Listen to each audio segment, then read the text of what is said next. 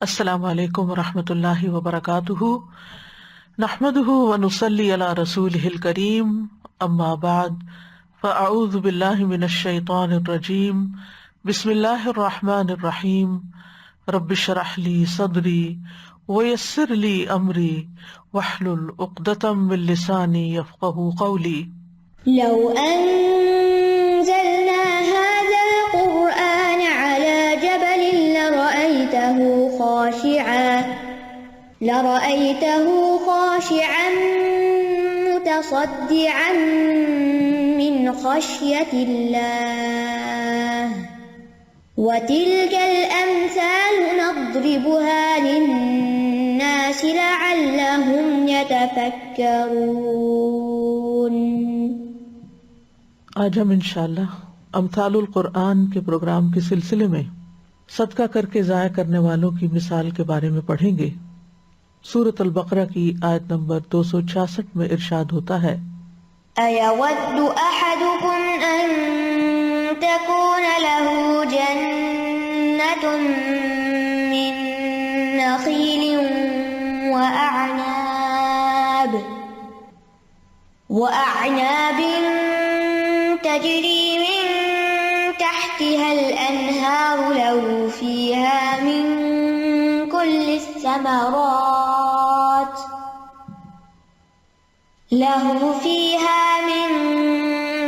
الثمرات وأصابه الكبر وله ذرية ضعفاء فأصابها إعصار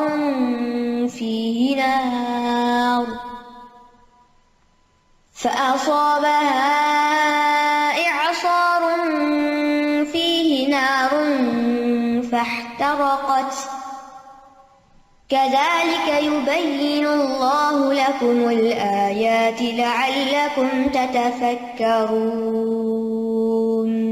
کیا تم میں سے کوئی یہ چاہتا ہے کہ اس کا کھجوروں اور انگوروں کا ایک باغ ہو جس کے نیچے نہریں بہتی ہوں، اس کے لیے اس میں ہر طرح کے پھل ہوں، اور اس حال میں اس کو بڑھاپا آ پہنچے اور اس کے چھوٹے چھوٹے بچے ابھی کمزور ہوں، تو اچانک اس باغ پر ایک بگولا آ پڑے جس میں آگ بھری ہو تو وہ جل کر راکھ ہو جائے۔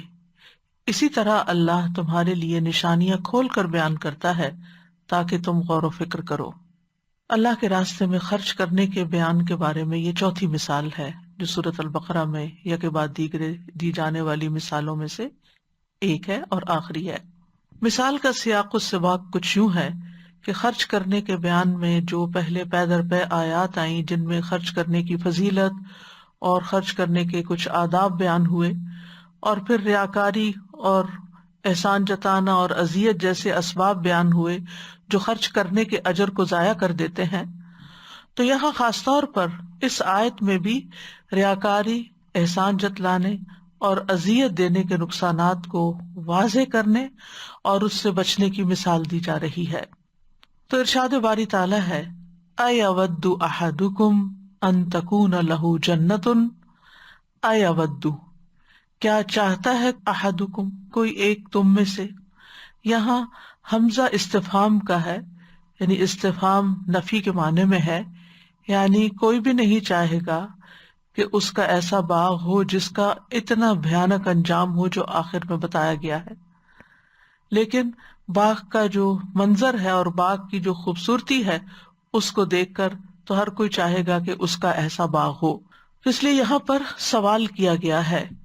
یودو کا لفظ ود سے ہے، ود کہتے ہیں خالص محبت کو، کسی چیز کے ساتھ کامل محبت ہونا، اس چیز کے حاصل ہونے کی آرزو اور تمنا کرنا، یعنی کیا کوئی تم میں سے ایسا باغ حاصل کرنے کی تمنا کرے گا، چاہے گا کہ وہ اس کے پاس ہو۔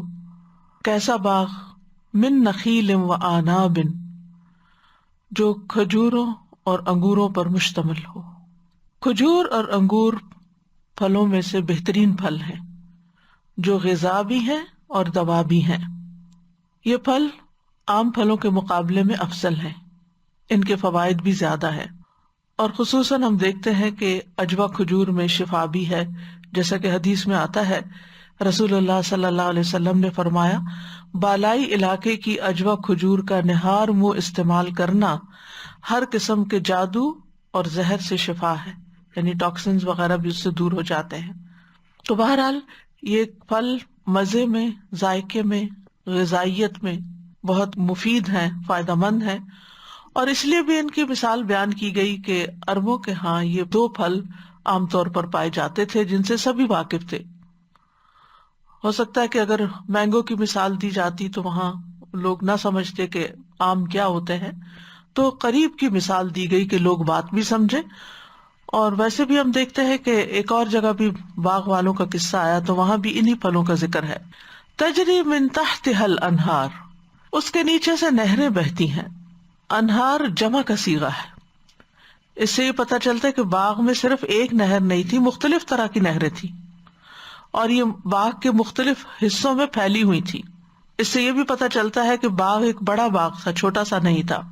تو اس اعتبار سے یہ ایک بہترین باغ تھا کہ جس میں آبپاشی کا مکمل انتظام تھا، کوئی اس میں مشقت کی بات نہیں تھی، کیونکہ بارش کبھی ہوتی ہے کبھی نہیں ہوتی، اگرچہ بہت بہترین ہوتی ہے جب ہو تو، لیکن نہ ہو تو پھر کام رک بھی جاتا ہے۔ اسی طرح اگر کنویں سے پانی نکال کے کھیت کو لگانا پڑے تو وہ بھی ایک بڑا مشکل کام ہوتا ہے۔ تو اس کے برعکس اگر کسی باغ کے اندر نہریں بہ رہی ہوں تو اس کے مالک کی خوشی کا کوئی ٹھکانہ نہیں ہوتا۔ لوگ ایسی جگہ پر رشک کرتے ہیں، ایسے باغ پر، ایسے کھیت پر۔ اور اسی طرح یہاں من تحتها الانہار میں اس بات کی طرف بھی اشارہ ملتا ہے کہ وہ پانی اس کی اپنی ملکیت تھا، کہیں اور سے نہیں لے رہا تھا۔ بعض نہریں ایسی ہوتی ہیں کہ دوسروں کے علاقے سے بہہ کے آ رہی ہوتی ہیں اور وہ جب چاہے ان کا ناکہ بند کر دیں اور پانی رک جائے، تو ایسی بھی کوئی مشقت نہیں تھی۔ یعنی ہر لحاظ سے پرفیکٹ قسم کی سہولتیں تھی، مکمل سہولتیں تھی، بہترین صورتحال تھی۔ لہو فیہا من کل الثمرات، مزید یہ کہ اس باغ میں ہر طرح کے پھل تھے، یعنی پھلوں کی مختلف اقسام پر مشتمل تھا۔ اب جن کے نام نہیں لیے گئے وہ مختلف میوے، سبزیاں اور کئی قسم کے پھل ہو سکتے ہیں۔ تو اس باغ میں خاص طور پر 3 چیزوں کا ذکر ہے یہاں پر۔ نمبر 1 کہ اس باغ میں کھجوریں اور انگور ہیں۔ یہ ایسے پھل ہیں کہ جو تازہ بھی استعمال ہوتے ہیں اور خشک ہونے کے بعد بھی استعمال ہوتے ہیں، dry dates and dry grapes جو ہوتے ہیں۔ دوسرا یہ کہ اس کے اندر متعدد نہریں ہیں، اور تیسرا یہ کہ اس باغ میں اور بھی مختلف قسم کی نباتات ہیں، پھل ہیں، میوے ہیں۔ تو یہ اس آیت کا پہلا حصہ ہے، پہلا منظر ہے کہ ایک شخص کے ایسے باغ کی منظر کشی کی گئی ہے کہ جس کو امیجنیشن میں بھی دیکھ کر دل خوش ہو جاتا ہے اور انسان رشک کرتا ہے کہ کاش میرا ایسا باغ ہو۔ لیکن اب مثال کا دوسرا حصہ یا آیت کا دوسرا حصہ سامنے آتا ہے کہ باغ کا جو مالک ہے اب وہ بوڑھا ہو چکا ہے، ساری زندگی اس نے کام کیا، اپنا باغ لگایا، کیونکہ باغ کی جب تک کیئر نہ کریں، اس کا خیال نہ رکھیں تو ہم دیکھتے ہیں کہ وہ برباد ہو جاتا ہے، اس کا پھل نہیں آتا یا ضائع ہو جاتا ہے یا اس میں ویڈز اگ جاتی ہیں۔ لیکن اس شخص نے بھرپور خیال رکھا، پوری محنت کی، اور اب کام کر کر کے ریٹائرمنٹ کا وقت آ گیا، بالکل تھک گیا، بوڑھا ہو گیا۔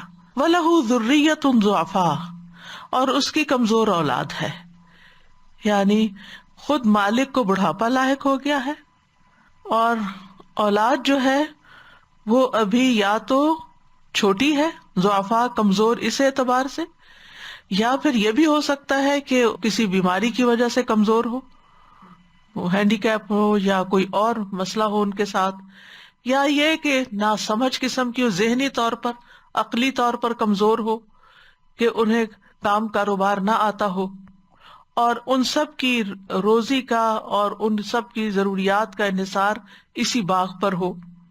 تو اس شخص نے پوری محنت کر کے باغ تیار کر دیا تاکہ وہ بڑھاپے میں آرام کر سکے یا دنیا سے جانے کے بعد اس کی اولاد اس باغ سے پورا فائدہ اٹھا سکے۔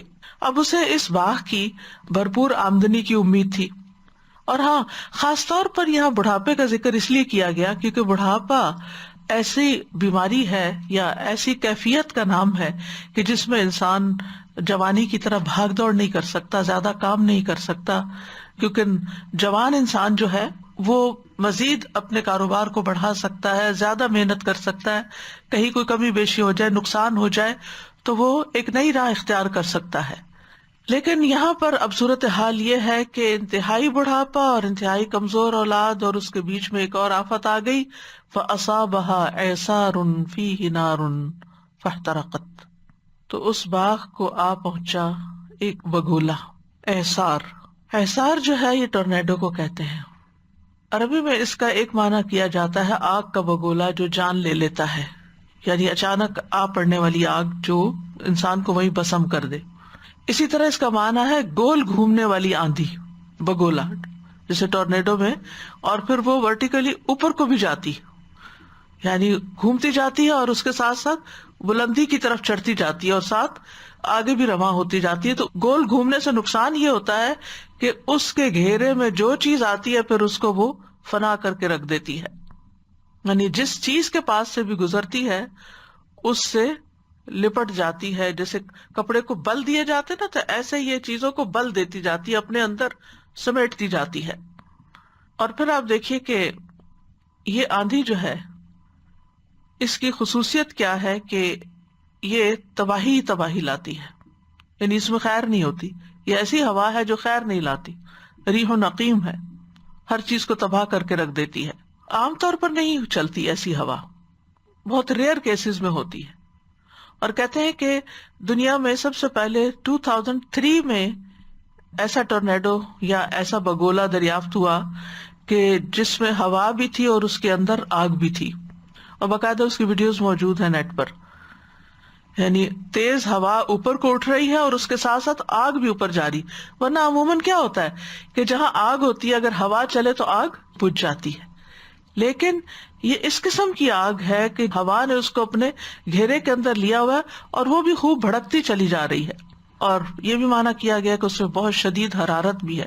فیہ نار. اب ہوا یہ کہ یہ گول گھومنے والی آندھی، یہ بگولا، یہ اعصار، یہ ٹورنیڈو آگ لیے ہوئے اس باغ کے پاس سے گزرا، اس کو اپنے گھیرے میں لے لیا اور ہر چیز اس کی تباہ کر دی.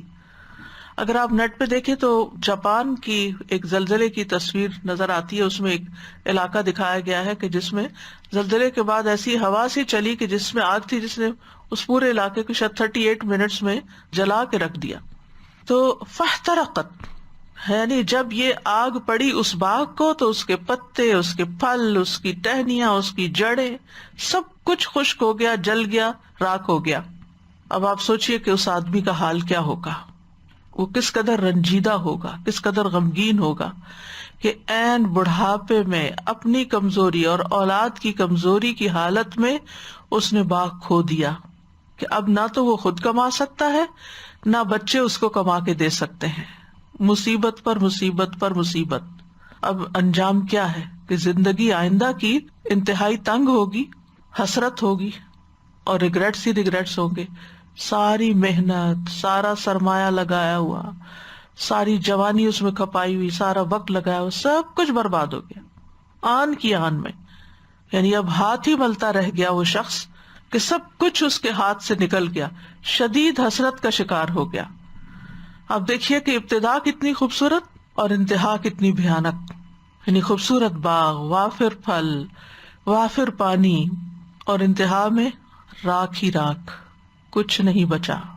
کذالک یبین اللہ لکم الآیات لعلکم تتفکرون. اسی طرح اللہ تمہارے لیے آیات کو بیان کرتا ہے تاکہ تم غور و فکر کرو، یعنی دلائل واضح کرتا ہے، مثالیں بیان کرتا ہے. کیوں؟ تاکہ تم غور و فکر کرو، یعنی عبرت حاصل کرو، سبق لو، رہنمائی حاصل کرو. یہ کن لوگوں کی مثال ہے؟ یہ ان لوگوں کی مثال ہے جو اپنے صدقات دینے کے بعد، نیک اعمال کرنے کے بعد احسان جتاتے ہیں، تکلیف پہنچاتے ہیں، ریاکاری کرتے ہیں، جس کی وجہ سے ان کی ساری نیکی جو بظاہر بڑی خوبصورت معلوم ہوتی ہے اس باغ کی طرح، سب کی سب ضائع ہو جائے گی. اس کا کوئی فائدہ ان کو نہیں ملے گا آخرت میں، جبکہ ان کو اس کی شدید ضرورت ہوگی. تو آپ دیکھیے کہ اس باغ میں بہت ساری خوبیاں تھی، لیکن اس ساری خیر کے باوجود اس کے کہ اس میں پانی بھی تھا، نہریں بھی تھی، لیکن آگ حاوی ہو گئی. تو جب آپ ایسے باغ کے بارے میں پڑھتے ہیں تو ہر شخص کے اندر ایک خواہش پیدا ہوتی ہے کہ اتنا مکمل اور اتنا خوبصورت باغ، مالک کتنا خوش قسمت ہے. لیکن دوسری طرف آپ دیکھتے ہیں کہ عین اس وقت جب کہ اس کو ضرورت ہے اس باغ کے فائدے کی، اس کے ہاتھ میں کچھ بھی نہیں آتا اور اس کے پاس صرف حسرتیں باقی رہ جاتی ہیں. غم، پریشانی، مستقبل کا خوف، تکلیف ہی تکلیف، اولاد کو دیکھ کے، ان کی شکل کو دیکھ کے بھی تکلیف، اپنی حالت کو دیکھ کے بھی تکلیف، باغ کو دیکھ کے بھی تکلیف، ہر طرف مایوسی ہی مایوسی ہے.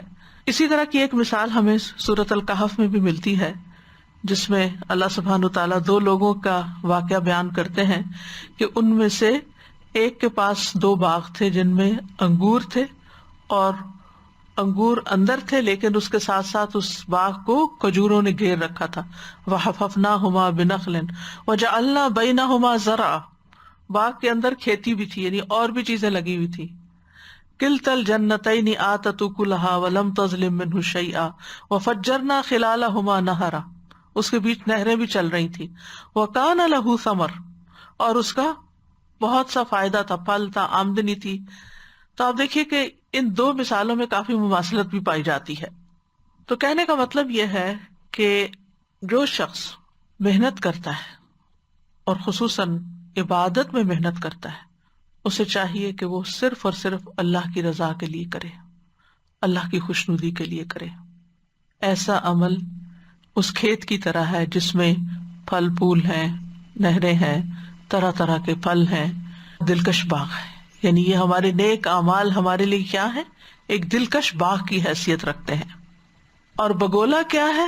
نیکیوں کو ضائع کرنے والے اعمال، چاہے وہ جو ان آیات میں بیان ہوئے یا اس کے علاوہ جن کی کچھ تفصیل میں آگے جا کر بیان کروں گی. انسان اپنے اعمال کا سب سے زیادہ ضرورت مند کب ہوگا؟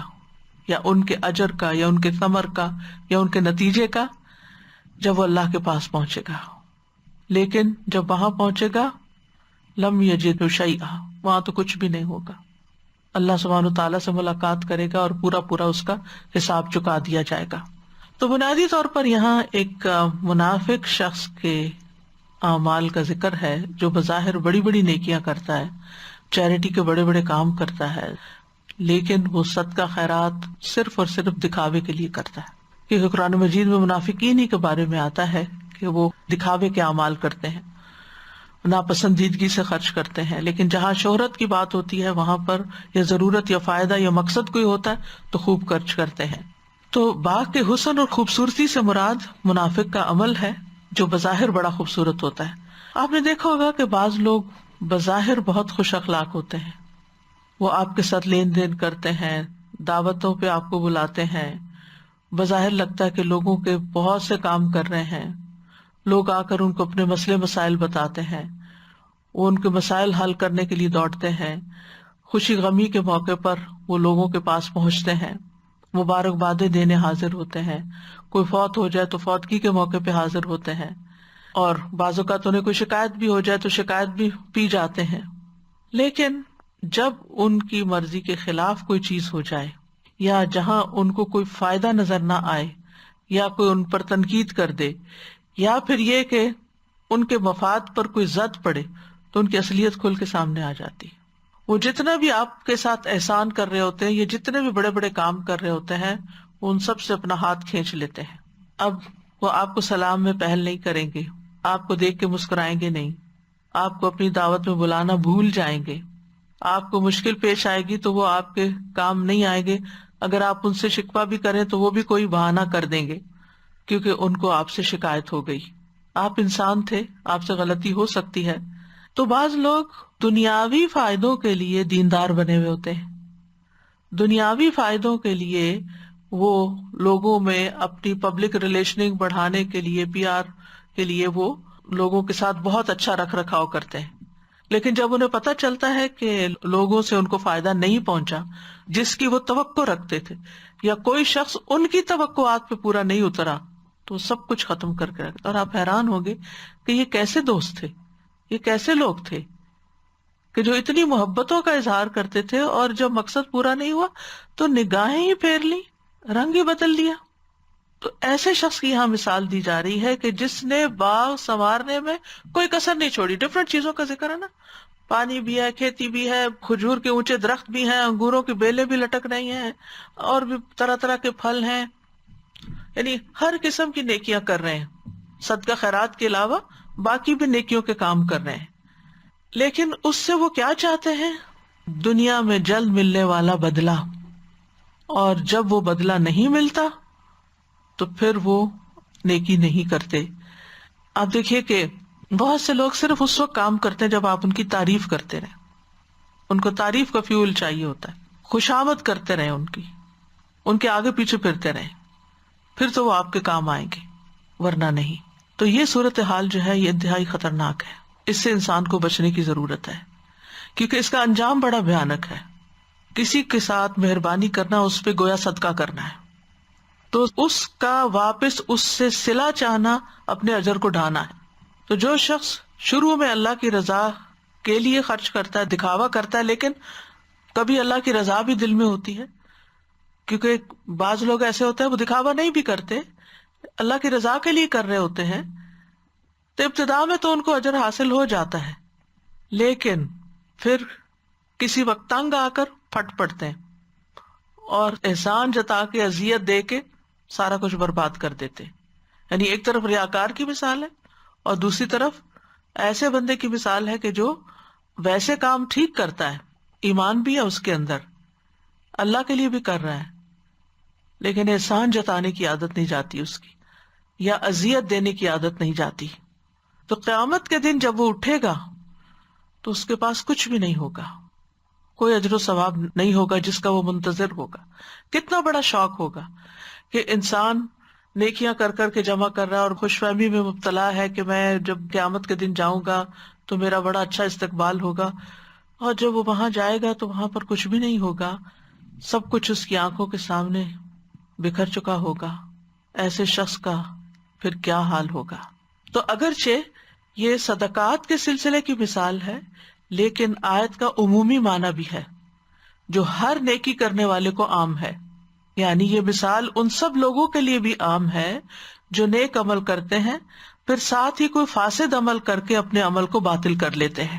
تو مفسرین کہتے ہیں کیونکہ مثال کے الفاظ عام ہیں, اور جو عام الفاظ ہوتے ہیں ان کا عمومی معنی لیا جاتا ہے, اس کو صرف کسی ایک خاص نیکی کے لیے مخصوص نہیں کیا جا سکتا.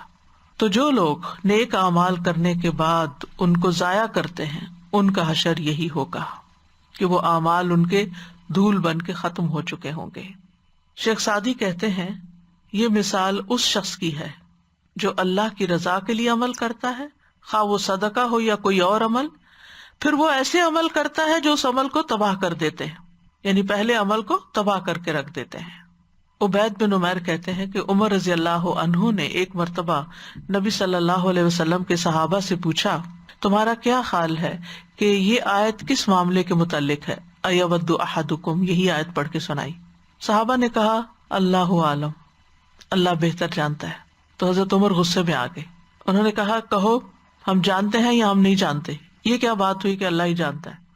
اللہ تو ہر چیز جانتا ہے, لیکن میں تم سے پوچھ رہا ہوں.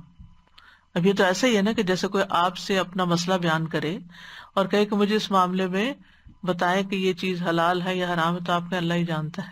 بھائی اگر آپ جانتے تو آپ بتا دیں, نہیں جانتے تو آپ کہہ دیں مجھے نہیں معلوم, آئی ڈونٹ نو. تو بہرحال اس وقت ابن عباس کہنے لگے امیر المومنین میرے دل میں اس کے متعلق ایک بات آئی ہے. حضرت عمر نے فرمایا بھتیجے بیان کرو اور خود کو حقیر نہ خیال کرو. حضرت عمر جو تھے ابن عباس کو بہت انکریج کرتے تھے اور وہ ان کو اپنی مجلس سے بڑا قریب بٹھاتے تھے, جس پر کئی بزرگوں کو اعتراض بھی تھا. تو بہرحال انہوں نے پھر ایک دفعہ ان کا ٹیسٹ بھی لے لیا سب کے سامنے. اس کے بعد سب مطمئن ہو گئے کہ انہوں نے جواب دیا اور باقی لوگ نہ دے سکے. تو ابن عباس کہتے ہیں اس آیت میں عمل کی مثال بیان کی گئی ہے. حضرت عمر نے کہا کون سے عمل کی؟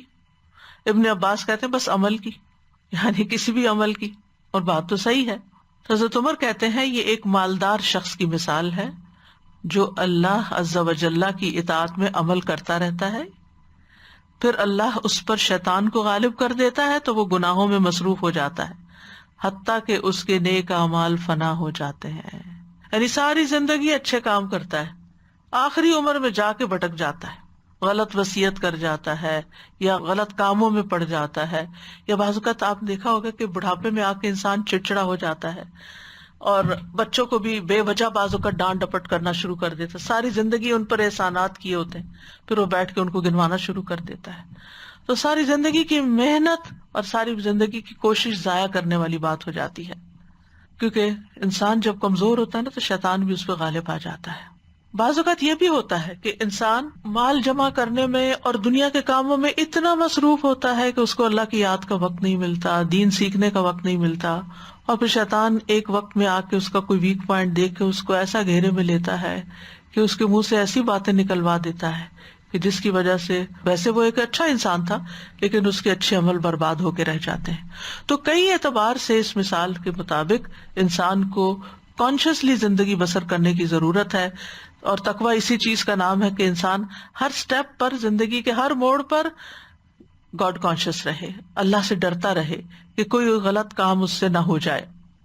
تو بہرحال اس مثال میں مشابہت کی وجہ یہ ہے کہ شدید ضرورت کے وقت نعمت چھن جانے سے انسان کے اندر شدید حسرت پیدا ہو جاتی ہے۔ جتنی شدید ضرورت ہوتی ہے اس وقت نعمت چلی جائے تو اس انسان کے اندر پھر بہت زیادہ شرمندگی، ندامت، ریگریٹ، حسرت پیدا ہو جاتی ہے، اور خاص طور پر انسان کو اپنی آخرت کی فکر کرنی چاہیے، کیونکہ اس دن انسان کے سامنے وہ چیزیں ظاہر ہونے لگیں گی جن کا اس کو خیال بھی نہ تھا۔ سورۃ الزمر میں ایک آیت آتی ہے وَبَدَا لَهُم مِّنَ اللَّهِ مَا لَمْ يَكُونُوا يَحْتَسِبُونَ، اور ان کے لیے اللہ کی طرف سے وہ کچھ سامنے آ جائے گا جس کا وہ گمان بھی نہیں کیا کرتے تھے، جس کا انہوں نے کبھی سوچا بھی نہیں تھا۔ یعنی ایک شخص اگر باغ لگا رہا ہے تو وہ یہ تھوڑی سوچتا ہے کہ اس پہ کوئی آسمانی بجلی آ گرے گی اور یہ ختم ہو جائے گا، وہ تو یہی سوچتا ہے کہ میں نے اتنا کام کر دیا کہ نسلیں کھائیں گی اس سے، لیکن اس کو نہیں پتا ہوتا کہ کل اس کے ساتھ کیا ہونے والا ہے۔ وَبَدَا لَهُم مِّنَ اللَّهِ مَا لَمْ يَكُونُوا يَحْتَسِبُونَ۔ اسی طرح قرآن مجید میں آتا ہے وَالَّذِينَ كَفَرُوا أَعْمَالُهُمْ كَسَرَابٍ بِقِيعَةٍ يَحْسَبُهُ الظَّمْآنُ مَاءً حَتَّى إِذَا جَاءَهُ لَمْ يَجِدْهُ شَيْئًا وَوَجَدَ اللَّهَ عِندَهُ فَوَفَّاهُ حِسَابَهُ وَاللَّهُ سَرِيعُ الْحِسَابِ۔ اور وہ لوگ جنہوں نے کفر کیا ان کے اعمال کسی چٹیل میدان میں ایک سراب کی طرح ہیں جسے پیاسا پانی خیال کرتا ہے، یہاں تک کہ جب اس کے پاس آتا ہے تو اسے کچھ بھی نہیں پاتا، وہ پانی نہیں ہوتا، اور اللہ کو اپنے پاس پاتا ہے۔ وَوَجَدَ اللَّهَ عِندَهُ، یعنی اللہ کے پاس قیامت کے دن حساب دینے پہنچ گیا اور وہ اسے اس کا پورا پورا حساب چکا دیتا ہے، اور اللہ بہت جلد حساب لینے والا ہے۔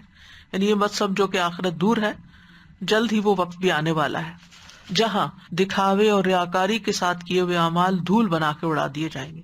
سورۃ فرقان میں آتا ہے وَقَدِمْنَا إِلَىٰ مَا عَمِلُوا مِنْ عَمَلٍ فَجَعَلْنَاهُ هَبَاءً مَنثُورًا، اور ہم اس کی طرف آئیں گے جو انہوں نے کوئی بھی عمل کیا ہوگا تو اسے بکھرا ہوا غبار بنا دیں گے، سب کچھ ختم ہو کے رہ جائے گا۔ تو اس لیے کوئی بھی نیکی انسان کرے اور خصوصاً جب صدقہ کرے تو اس کے آداب کا خیال رکھے۔ سب سے پہلی بات تو یہ کہ حلال مال میں سے خرچ کرے، طیب چیز اللہ کے راستے میں خرچ کرے۔ اس مثال کے فوراً بعد آتا ہے یا ایھا الذین آمنوا انفقوا من طیبات ما کسبتم، اے لوگو جو ایمان لائے ہو ان پاکیزہ چیزوں میں سے خرچ کرو جو تم نے کمائی ہیں۔ اللہ سبحانہ وتعالیٰ پاک ہے اور پاک چیز قبول کرتا ہے۔ ان اللہ طیب لا يقبل الا طیبا، اس لیے عمدہ سے عمدہ چیز اللہ کے راستے میں دینی چاہیے۔ حرام مال سے دیا ہوا صدقہ نیکی کی بجائے الٹا گناہ کا سبب بنتا ہے۔ نبی صلی اللہ علیہ وسلم نے فرمایا جس نے حرام مال جمع کیا پھر اس کے ذریعے صدقہ کیا تو اس کے لیے اس میں کوئی اجر و ثواب نہیں بلکہ اس کا گناہ اس پر ہوگا، یعنی وہ صدقہ ثواب نہیں بلکہ گناہ بن جائے گا۔ پھر اسی طرح ناپاک چیز خرچ نہیں کرنی چاہیے۔ اللہ تعالیٰ فرماتے ہیں وَلَا تَيَمَّمُوا الْخَبِيثَ مِنْهُ تُنْفِقُونَ، کہ جو تم خرچ کرتے ہو اس میں سے خبیث نہ ہو، نکمی اور ردی چیز نہ ہو، بالکل بیکار کہ جو کسی کے کام ہی نہ آئے۔ خبیث ناپاک یعنی گلی سڑی، یا پھر یہ ہے کہ کوئی حرام کی چیز، مثال کے طور پر کوئی نان مسلم آپ کو شراب کا تحفہ دے دیتا ہے تو آپ کہتے ہیں کہ چلو گرانے کی بجائے، ڈسکارڈ کرنے کی بجائے کسی اور کو تحفہ دے دیتے ہیں، تو ایسی چیزیں تحفہ بھی نہیں دینی چاہیے۔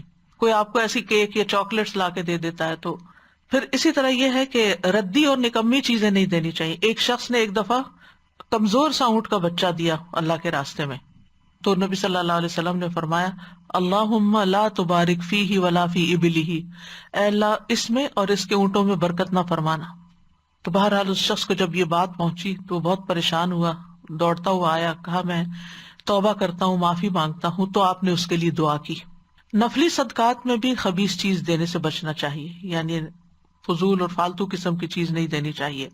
مسجد نبوی میں بعض اوقات لوگ کھجوریں لا کے رکھتے تھے اور اس میں ایسی بھی آ جاتی تھی جو کھانے کے لائق نہیں ہوتی تھی، تو اس سے منع کیا گیا. وَلَا تَيَمَّمُوا الْخَبِيثَ مِنْهُ تُنْفِقُونَ وَلَسْتُمْ بِآخِذِيهِ، تم خود نہیں اس کو لوگے اگر تمہیں کوئی دے، إِلَّا أَن تُغْمِضُوا فِيهِ، مگر یہ کہ آپ اس میں اپنی آنکھیں بند کر لو. نبی صلی اللہ علیہ وسلم نے ایک موقع پر فرمایا بلا شبہ قیامت کے دن یہ صدقہ کرنے والا ایسی ہی خراب کھجور کھائے گا، یعنی جو کسی کو کھلا رہا ہے وہی کل اس کو ملے گی. یعنی جو چیز خود کو پسند نہیں وہ دوسروں کو بھی نہ دے. ایک تو اس اعتبار سے کہ چیز ٹھیک ہے لیکن آپ مثلا بیمار ہیں یا آپ کو کھانے سے منع ہے، لیکن دوسروں کے لیے بڑے فائدے کی تو وہ اس میں نہیں آتا. اس کا مطلب یہ ہے کہ جس چیز کا کھانا آپ کے لیے ناگوار ہو، پرانی ہو، باسی ہو، جو استعمال کے قابل نہ ہو، وہ مت دو کسی کو. حتیٰ کہ مسکین اور غریب فقیر کو بھی وہ نہ دو جو تم خود نہیں لیتے. اس کے برعکس اپنی پسند کی چیز اللہ کے راستے میں خرچ کرو، کیونکہ لن تنالوا البر حتی تنفقوا مما تحبون.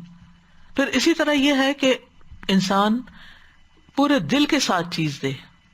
آپ دیکھیے کہ مثلاً آپ روبوٹ سے کوئی کام کرنے کے لیے کہتے ہیں، مثلا کہتے ہیں پانی کا گلاس لاؤ، وہ آپ کے لیے لے آتا ہے. اب روبوٹ کی نہ تو کوئی نیت ہے، نہ کوئی جذبات ہیں، نہ کوئی احساسات، کچھ بھی نہیں، اسے پانی لا کے رکھ دیا. لیکن ایک اللہ کے بندے کو آپ کہتے ہیں کہ پانی کا گلاس دو، تو کہتے ہیں شکر ہے مجھے نیکی کا موقع ملا. اور دل کے جذبات کے ساتھ حاضر ہوتا ہے اللہ کو راضی کرنے کی نیت سے، اور بہترین طریقے سے خوشی سے اسمائل کرتے ہوئے آپ کو پیش کرتا ہے. ان دونوں میں فرق ہے. اس انسان کو اجر ملے گا، روبوٹ کو کچھ بھی نہیں ملنے والا.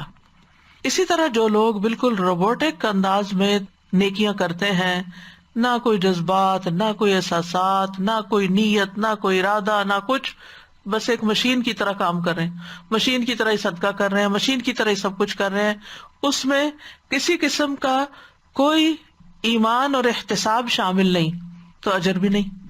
وہ حدیث میں آتا نا من صام رمضان ایمانا و احتسابا، جس نے رمضان کے روزے رکھے ایمان کے ساتھ، ایمان سے مراد پورے یقین کے ساتھ کہ اللہ اس پر اجر دے گا اور اللہ تعالیٰ ہی اس کی جزا دینے والا ہے مجھے، اور دوسرا یہ کہ احتساب یعنی اللہ کی رضا کو سامنے رکھتے ہوئے انہوں نے یہ کیا کہ اس پر مجھے اجر ملے گا لہٰذا میں نے اللہ ہی کے لیے کرنا ہے. تو پھر من قام رمضان میں بھی ایمان اور احتساب آتا ہے، پھر لیلۃ القدر میں بھی ایمان اور احتساب. ہمیں باقی نیکیوں میں بھی یہ چیز شامل کر لینی چاہیے کہ یقین کے ساتھ کرے، تثبیتا من عند انفسہم، اور اس کے ساتھ اچھے دل کے ساتھ. اب ہم دیکھ لیتے ہیں کہ اس مثال سے کیا کیا باتیں ہم نے سیکھی. پہلی بات تو یہ کہ دنیا کی زندگی کی مثال ایک کھیتی کی طرح ہے. ایک دنیا کی کھیتی ہے اور ایک آخرت کی کھیتی ہے. من کان یرید حرث الآخرہ نزد لہ فی حرثہ ومن کان یرید حرث الدنیا نؤتہ منہا وما لہ فی الآخرۃ من نصیب. جو آخرت کی کھیتی چاہتا ہے، یعنی یہاں سب کچھ لگا رہا ہے کہ وہاں جا کے پھل کاٹے، ہم اس کے لیے اس کی کھیتی میں اضافہ کریں گے. اور جو کوئی دنیا کی کھیتی چاہتا ہے، یعنی انسٹنٹ ریوارڈ، انسٹنٹ گریٹیفیکیشن اور نتیجہ اور منفعت اس سے چاہتا ہے، پروفٹ چاہتا ہے، تو ہم اسے اس میں سے کچھ دے دیں گے اور آخرت میں اس کے لیے کوئی حصہ نہیں. تو اس لیے انسان جو بھی کام کرے نیکی کا، آخرت کو مد نظر رکھتے ہوئے کرے، یعنی اللہ سبحانہ وتعالیٰ کی رضا تو ہو لیکن آخرت کا احساس ہو. پھر اسی طرح اس مثال سے ہمیں یہ بات بھی پتہ چلتی ہے کہ انسان کو ڈرنا چاہیے برے انجام سے، کہ میں جو اتنی رونق لگا کے بیٹھا ہوا ہوں، بڑے اچھے اچھے کام اپنے خیال میں شوق میں کر رہا ہوں، احتساب کروں اپنا، حساب کروں اپنا، کیا اس کے آداب اور اس کے احکام جو اللہ تعالیٰ نے اس کام سے متعلق دیے ہیں ان کو ملحوظ رکھ رہا ہوں یا نہیں، اور اس کا انجام کیا ہونے والا ہے. کیونکہ انما الاعمال بخواتیمہا، اعمال کا دار و مدار ان کے خاتمے پر بھی ہے کہ ان اعمال کا نتیجہ کیا نکلتا ہے، اس سے حاصل کیا ہوتا ہے. تو برے خاتمے سے انسان کو ڈرنا چاہیے. پھر یہ کہ اپنے اعمال کو ضائع ہونے سے بچانا چاہیے، اپنی محنت کی حفاظت کرنی چاہیے، اپنے اوقات کا بھی لحاظ ہم رکھیں، اور اس بات کی شدید حرص ہو کہ کوئی ایسا عمل نہ کرے کہ جو آخرت میں اجر و ثواب کا باعث نہ ہو، یعنی ہماری نیکیاں بڑھتی جائیں، ہمارے مرنے کے بعد بھی وہ ہمارے لیے نیکی کے بڑے بڑے کام جو ہیں وہ صدقہ جاریہ بن جائیں، وہ کام رکے نہیں۔ اور نیکیوں کو ضائع کرنے والی کون سی چیزیں ہیں؟ سب سے پہلی چیز تو ایمان نہ ہونا، یعنی اگر انسان ساری زندگی کام کرتا ہے اور پھر بڑی عمر میں جا کر اپنا ایمان کھو دیتا ہے، مرتد ہو جاتا ہے، فیتھ اس کی چلی جاتی، تو قرآن مجید میں آتا ہے وَمَن يَكْفُرْ بِالْإِيمَانِ فَقَدْ حَبِطَ عَمَلُهُ، جو ایمان سے انکار کر دے اس کا عمل یقیناً ضائع ہو گیا۔ اسی طرح شرک اعمال کو ضائع کرتا ہے، تو اس سے بہت محتاط رہنا چاہیے۔ پھر کفر اعمال کو ضائع کر دیتا ہے، وہ جو مثال ابھی دی والذین کفروا اعمالهم کسراب، آخرت کا انکار جو ہے وہ اعمال کو ضائع کر دیتا ہے۔ والذین کذبوا بآیاتنا ولقاء الآخرۃ حبطت اعمالهم، جن لوگوں نے ہماری آیات کو اور آخرت کی ملاقات کو جھٹلایا ان کے اعمال ضائع ہو گئے۔ حضرت عائشہ فرماتی ہے میں نے عرض کیا اللہ کے رسول صلی اللہ علیہ وسلم، ابن جدعان زمانے جاہلیت میں صلہ رحمی کرتا تھا، مسکینوں کو کھانا کھلاتا تھا، تو کیا اس سے کوئی فائدہ ہوگا؟ آپ نے فرمایا یہ کام اسے کچھ بھی فائدہ نہ دیں گے، کیونکہ اس نے ایک دن بھی نہیں کہا رب اغفر لی خطیئتی یوم الدین، اے میرے رب بدلے کے دن میرے گناہوں کو معاف کر دینا۔ اسی طرح تقدیر کا انکار کرنے والا، اس کے بھی اعمال ضائع ہو جاتے ہیں۔ عبداللہ بن عمر قسم کھا کے فرماتے تھے اگر تقدیر کا انکار کرنے والوں میں سے کسی کے پاس احد پہاڑ کے برابر سونا ہو اور وہ سب کا سب اللہ کی راہ میں خرچ کر دے، تب بھی اللہ اسے قبول نہیں کرے گا جب تک وہ تقدیر پر ایمان نہ لائے، کیونکہ ایمان کا حصہ پلر ہے، پلر آف فیتھ ہے تقدیر پر ایمان۔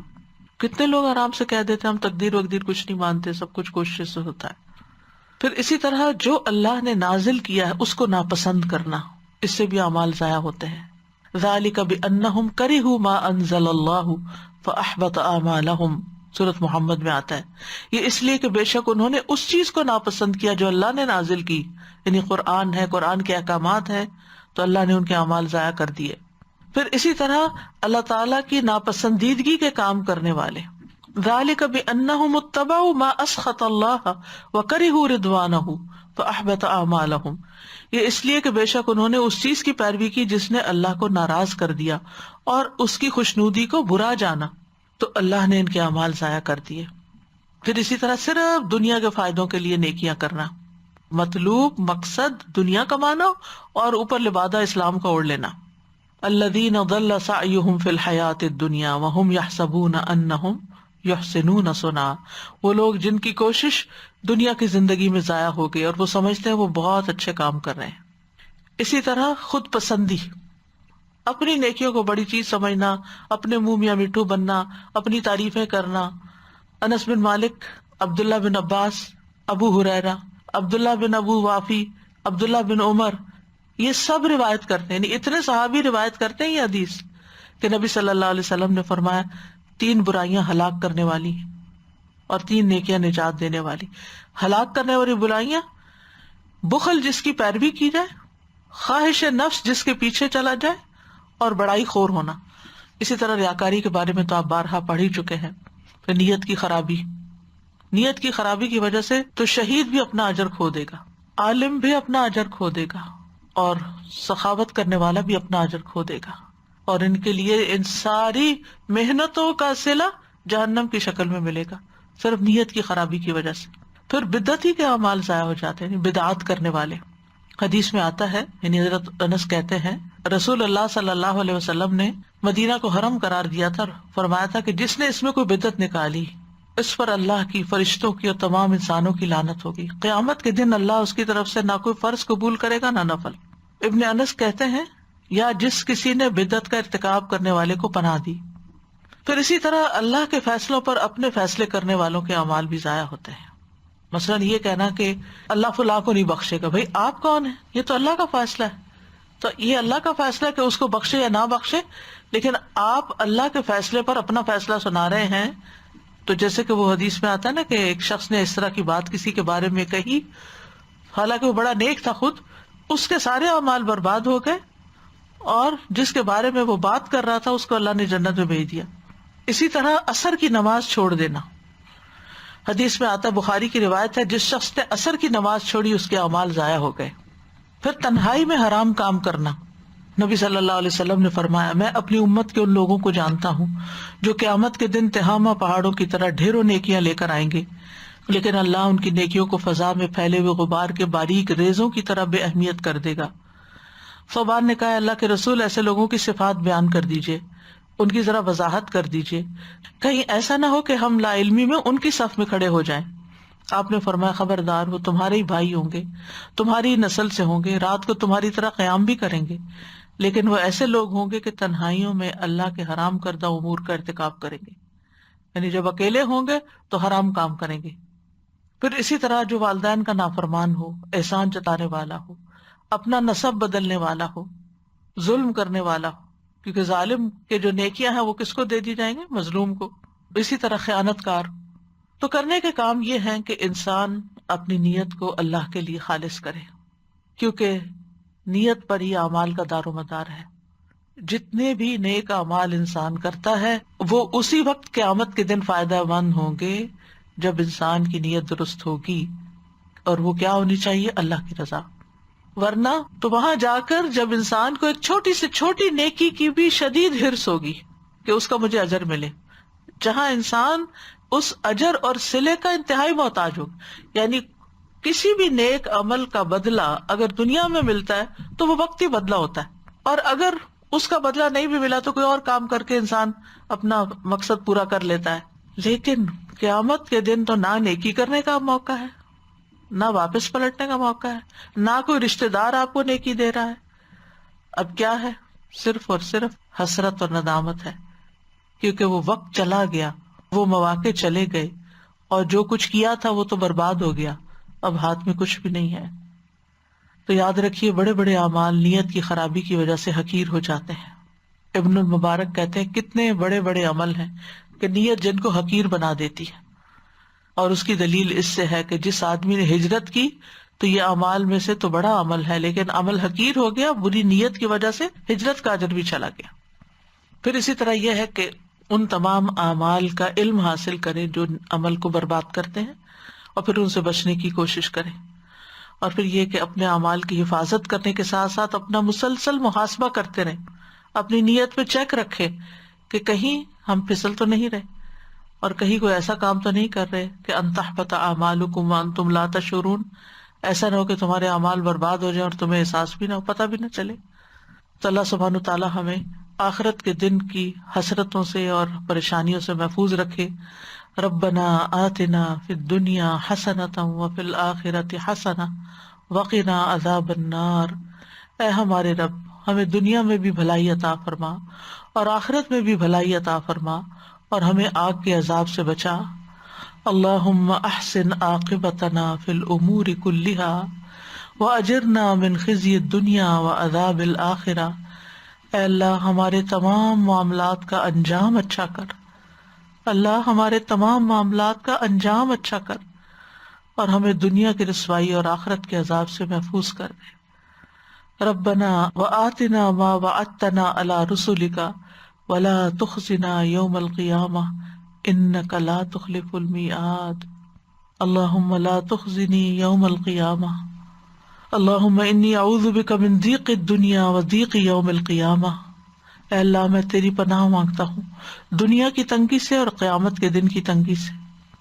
اللہم اصلح لی دینی الذی هو عصمت امری واصلح لی دنیای التی فیہا معاشی واصلح لی آخرتی التی فیہا معادی واجعل الحیات زیادۃ لی فی کل خیر واجعل الموت راحۃ لی من کل شر۔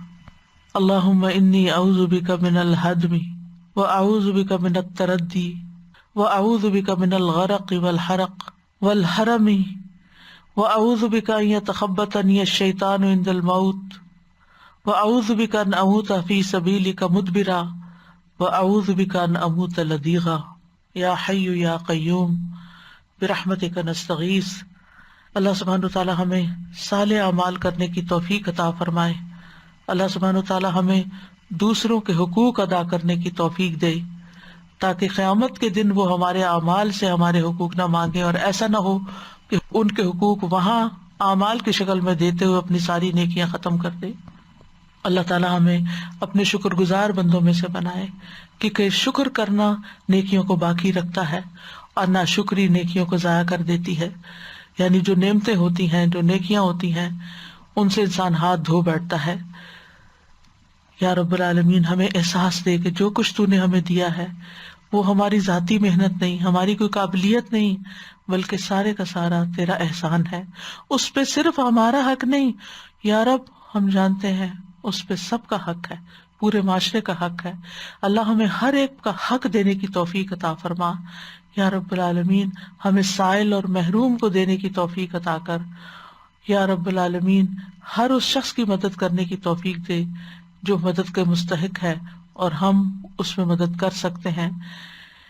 یا رب العالمین تو ہم سب سے راضی ہو جا اور ہمارے سارے عمل آخرت کے لیے ہوں، تیری رضا کے لیے ہوں، اور ساری امیدیں تجھ سے ہی وابستہ ہوں، اور ہمارے اعمال میں مفاد پرستی نہ ہو، خود غرضی نہ ہو، ریاکاری نہ ہو، اذیت دینا نہ ہو، لوگوں سے بگڑنا نہ ہو۔